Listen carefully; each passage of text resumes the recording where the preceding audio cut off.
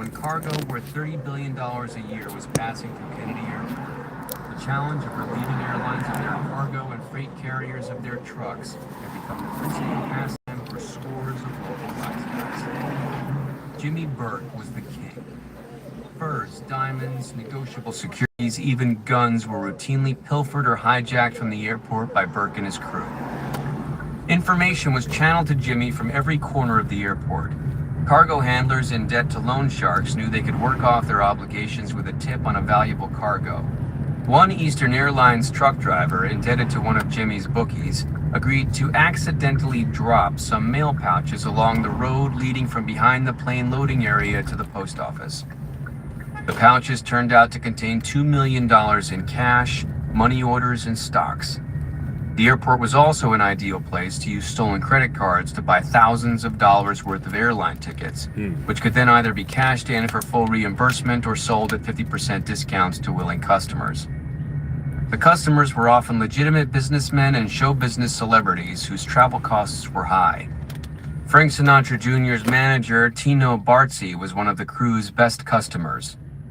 Bartzi, whose real name is Dante Barzottini, bought more than $50,000 worth of tickets at half their face value and then used them to transport Sinatra and a group of 8 persons accompanying him around the country. Bartzi was eventually caught and convicted of the charges. Incidents of larceny were a daily occurrence at the airport, and those imprudent enough to talk about what was going on were routinely murdered, usually just days after going to the police. Corrupt cops on Jimmy Burke's payroll tipped him off about informants and potential witnesses. The bodies, sometimes as many as a dozen a year, were left strangled, trussed, and shot in the trunks of stolen cars abandoned in the long-term parking lots that surrounded the airport. With Henry Hill, Tommy DeSimone, Angelo Sepe, Skinny Bobby Amelia, Stanley Diamond, Joey Allegro, and Jimmy Santos, an ex-cop who did time for a stick-up and decided to join the bad guys, Jimmy Burke raised robbing the airport to an art form. Occasionally, a criminal savant finds a particular field in which he excels and in which he delights. For Jimmy Burke, it was hijacking. To watch Jimmy Burke tear through the cartons of a newly hijacked trailer was to watch a greedy child at Christmas.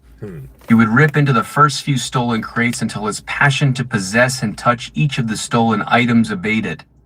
Then he would peer inside the crates, pat their sides, sniff the air around them, lift them in his arms, and begin to carry them off the trucks, even though he always hired neighborhood guys for the heavy lifting. When Jimmy was unloading a truck, there was almost a beatific contentedness glowing on his sweat-drenched face. Henry often thought that his friend Jimmy was never happier than when unloading a freshly hijacked truck. I love you too. In addition to his uncanny talent for making money, Jimmy Burke was also one of the most feared men in the city's organized crime establishment. He had a reputation for violence that dated back to his early years in prison, when he was rumored to have done killings there for mob chiefs who were in prison with him at the time. His explosive temper terrified some of the most terrifying men in the city, and the stories about him left even his friends a little chilled. He seemed to possess a bizarre combination of generosity and an enthusiasm for homicide. On one occasion, Jimmy is said to have given the elderly, impoverished mother of a young hood $5,000. The woman's son was said to have owed his mother the money but had refused to pay her. Jimmy was apparently so incensed at this lack of regard for motherhood that he gave the woman the $5,000 in the morning, claiming it was from her son, and then allegedly killed the woman's son before dusk.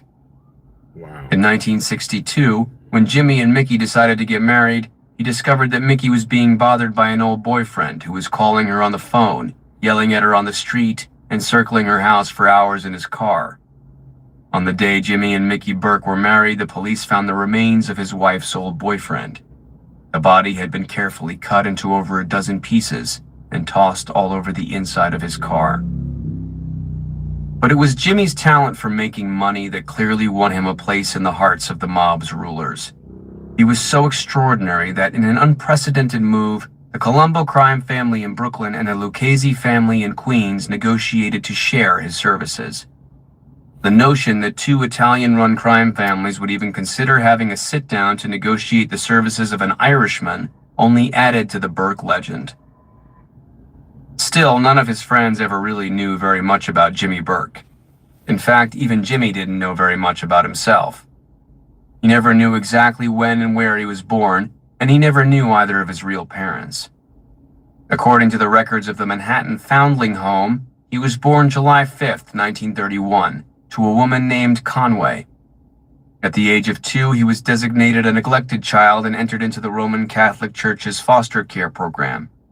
For the next 11 years, he was moved in and out of dozens of foster homes, where psychiatric social workers would later reveal he had been beaten, sexually abused, pampered, lied to, ignored, screamed at, locked in closets, and treated kindly by so many different sets of temporary parents that he had great difficulty remembering more than a few of their names and faces. In the summer of 1944, at the age of 13, Jimmy was riding in a car with his latest set of foster parents. When he began to act up in the rear seat, his foster father, a stern man with an explosive temper, turned around to slap him. The car suddenly went out of control, crashed, and killed the man instantly. Jimmy's foster mother blamed him for her husband's death and began to beat him regularly, but the Vanguard Child Care Agency refused to move Jimmy into another foster home. Jimmy began running away and getting into trouble. 2 months after the accident, Jimmy was arrested for juvenile delinquency. He was charged with being disorderly in a Queens playground. The charge was later dismissed, but the next year, at the age of 14, he was charged with burglarizing a house near his foster home and with taking $1,200 in cash. He was placed in the Mount Loretto Reformatory, a juvenile jail for incorrigible youngsters on Staten Island. It was supposed to have the same isolating effect on young people as Alcatraz was alleged to have on non-compliant adults. In truth, serving time in Mount Loretto's was almost a badge of honor among the youngsters with whom Jimmy Burke had begun to travel. In September of 1949, after innumerable beatings and arrests at the hands of the police, and after a number of stints in various juvenile jails, including Elmira, Jimmy was arrested for trying to pass $3,000 worth of fraudulent checks in a Queens bank.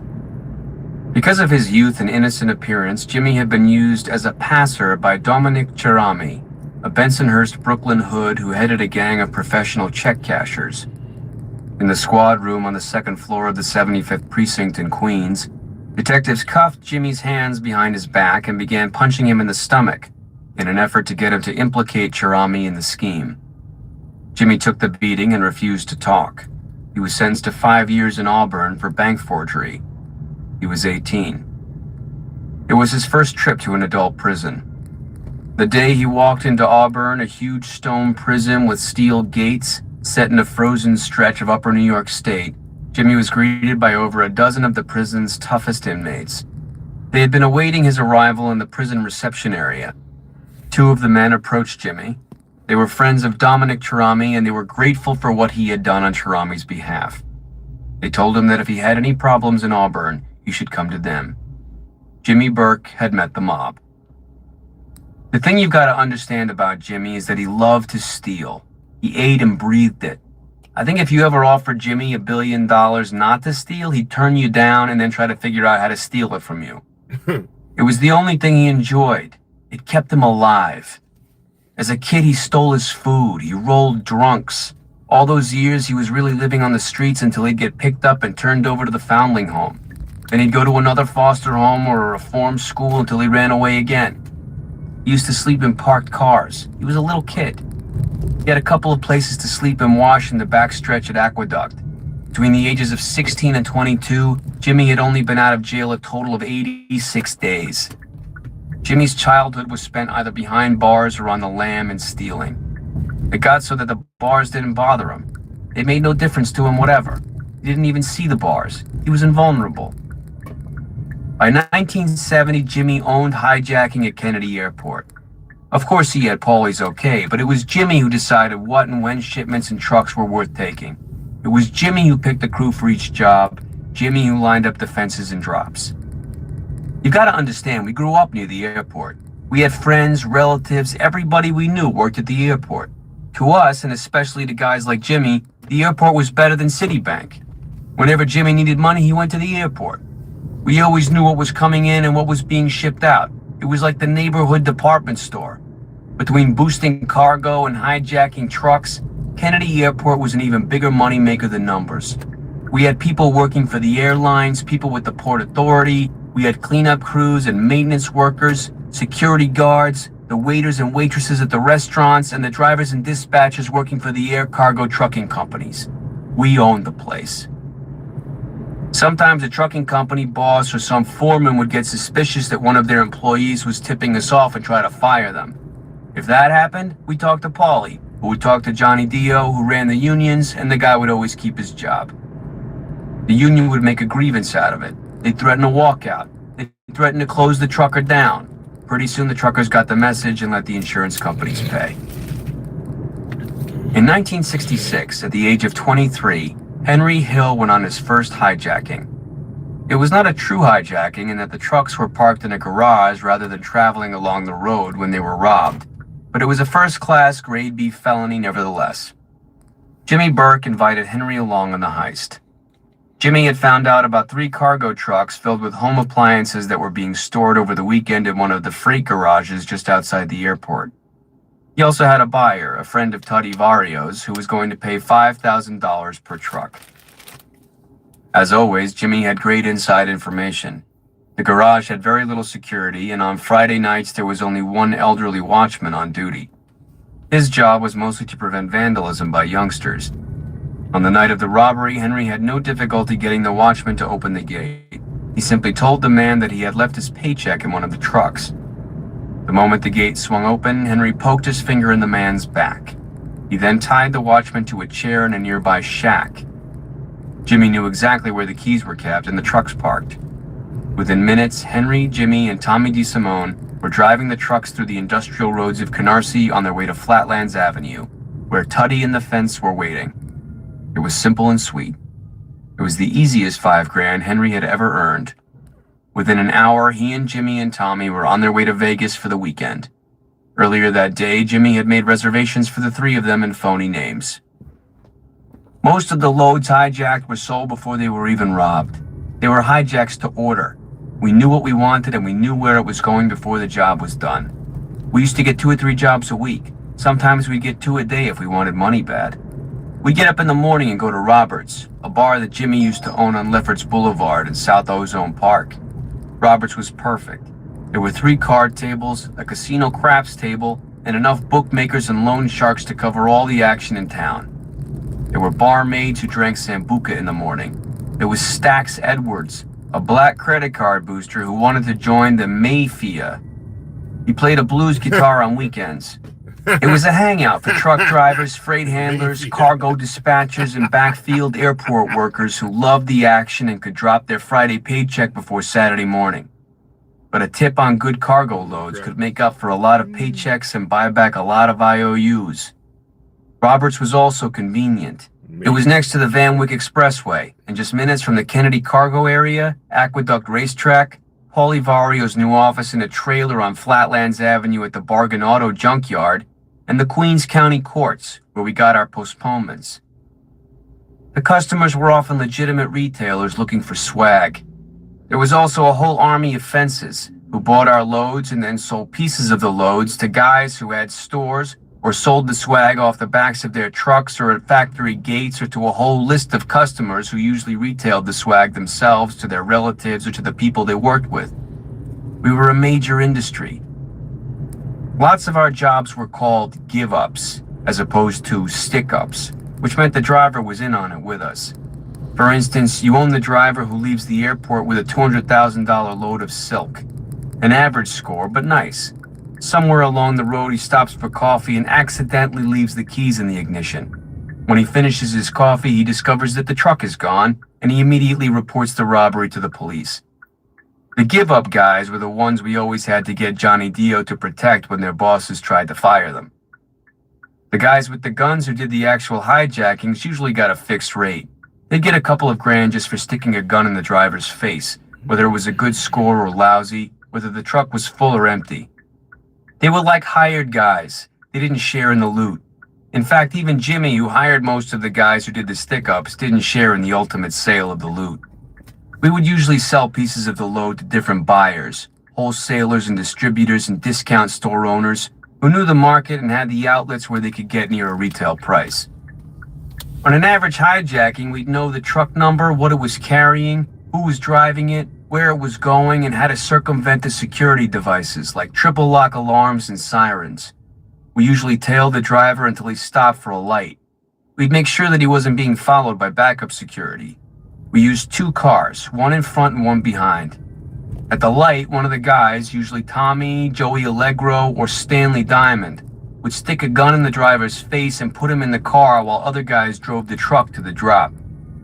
Tommy always carried his gun in a brown paper bag. Walking down the street, he looked like he was bringing you a sandwich instead of a .38. The first thing Jimmy would do with the driver was to take his driver's license or pretend to copy his name and address. He'd make a big thing about how he knew where he lived and how we'd get him if he was too helpful in identifying us to the cops. Then, after scaring the shit out of the guy, he'd smile, tell him to relax, and then slip the $50 bill into the guy's wallet. There was never one driver who made it to court to testify against him. There are quite a few dead ones who tried. An average hijacking, including unloading the truck, usually took a few hours. Jimmy always had the unloading drop lined up in advance. It was usually in a legitimate warehouse or trucking company.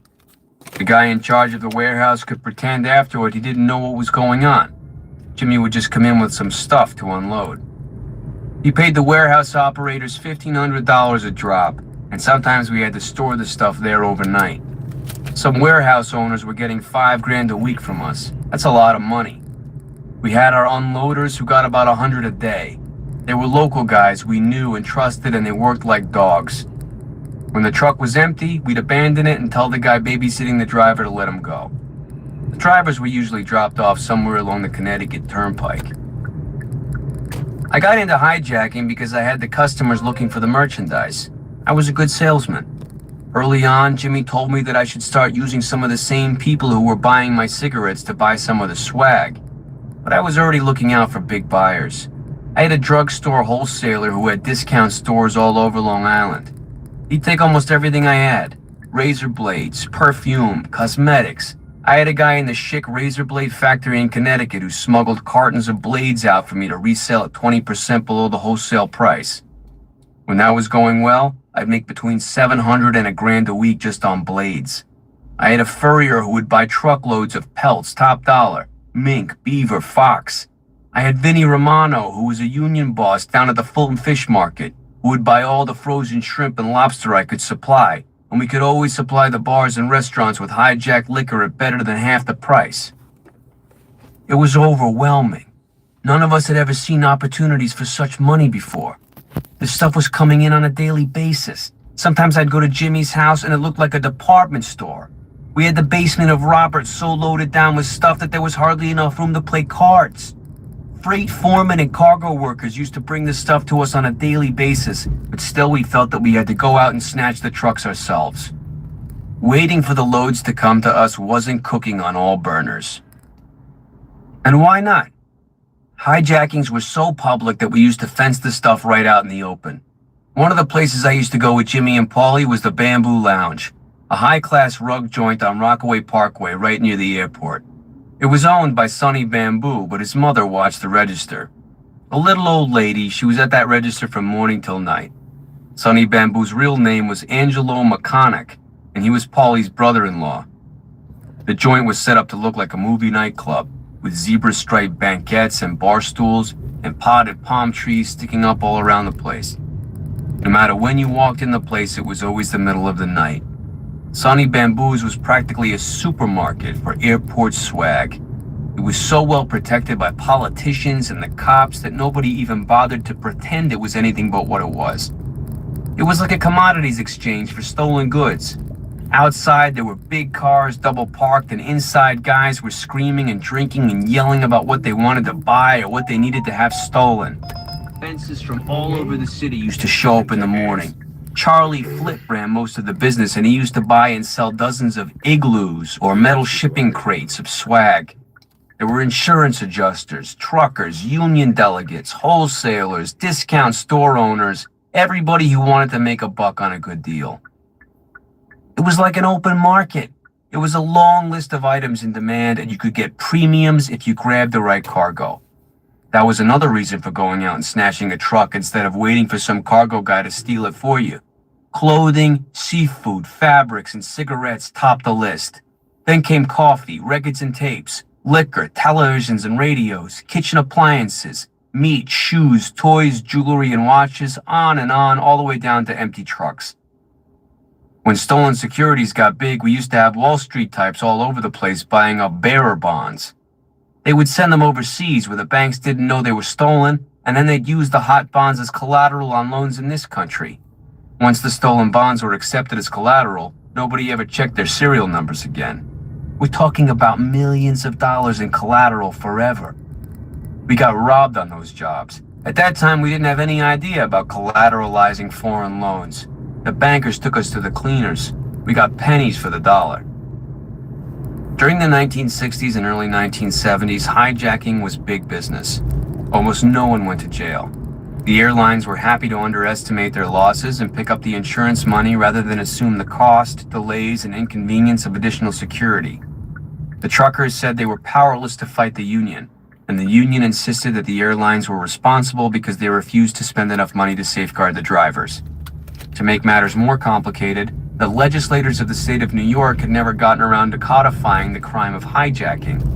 When caught, hijackers had to be charged with other crimes, such as kidnapping, robbery, the possession of a gun, or possession of stolen property, and few of these charges ever seemed to stick. According to a 1960s joint New York State Legislative Committee on Crime study, at least 99.5% of hijacking arrests resulted either in the charges being dismissed or in the defendants receiving small fines or probation. During